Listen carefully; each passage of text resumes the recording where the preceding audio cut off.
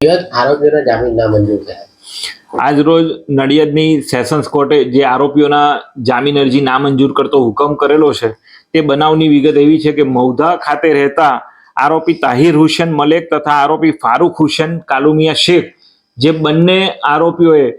પોતાના social media એકાઉન્ટથી ભડકાઉ post મૂકેલી, જેના કારણે બે કોમ વચ્ચે વયમનુષ્ય ઊભું થાય, જાહેર શાંતિનો ભંગ થાય અને ધર્મની લાગણી દુભાય। આ પોસ્ટ જોતા કઠલાલ મુકામે રહેતા વિકાસ ભટ્ટ તેના પોતાના બે મિત્રો સાથે મૌધા પોલીસ સ્ટેશન ખાતે ફરિયાદ આપવા માટે જાય છે। જ્યારે આ વિકાસ ભટ્ટ ફરિયાદ આપી રહ્યા હોય છે ત્યારે આ કામના આરોપીઓ તમામ એક સમ થઈ પૂર્વ આયોજિત કાવતરું રચી અને પોલીસ સ્ટેશનની બહાર ઘેરાવો કરે છે અને ફરિયાદી વિકાસ ભટ્ટને ધમકી આપે છે કે જો આ ફરિયાદ કરીશ તો તને જોઈ લઈશું, તો અહીં કેમનો બહાર નીકળું છું એ અમે જોઈએ છે। જેથી પોલીસે સમય સૂચકતા દાખવીને આ કામના જે ફરિયાદી વિકાસ ભટ્ટ અને દિલીપ ચૌહાણ તથા એમના એક મિત્રને પોલીસ પ્રોટેક્શન સાથે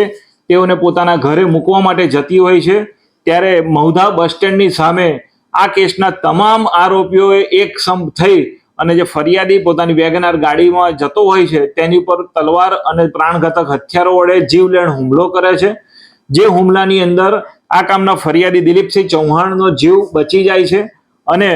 આ જે વેગનાર ગાડી હોય છે તેની ઉપર જે આરોપીઓ છે તેઓએ તલવાર ને ધારિયા ને દંડાઓ વડે હુમલો કરેલો, જેમાં સંપૂર્ણ વેગનાર ગાડી સંપૂર્ણ રીતે નુકસાન ગયેલું અને આ જે ફરિયાદી દિલીપસિંહ ચૌહાણનો ના પ્રાણ બચી ગયેલા। દરમિયાન જ્યારે આ બનાવ બનતો હોય છે ત્યારે નજીકમાંથી પસાર થતી એક ગાડીના ડ્રાઈવરે આ તમામ જે ઘટના છે તે પોતાના મોબાઈલમાં કેદ કરવા પ્રયત્ન કરેલો, ત્યારે આ આરોપીઓ ભેગા થઈ અને તેનો મોબાઈલ પણ લઈ અને નાસી ગયેલા અને લૂંટનો પણ ગુનો આ આરોપીઓ વિરુદ્ધ નોંધાયેલો। આ જે 307 જૂની આઈપીસીની સેક્શન 307 મુજબનો જે ગુનો નોંધાયેલો તેની અંદર આજ રોજ કુલ 7 આરોપીઓએ ચાર્જશીટ થયા બાદ જામીન અરજી મૂકેલી। જે આરોપીઓમાં એક નિયાઝ હુસેન કાલુમિયા શેખ, બે મોહમ્મદ હનીફ કાલુમિયા અહેમદ મિયા શેખ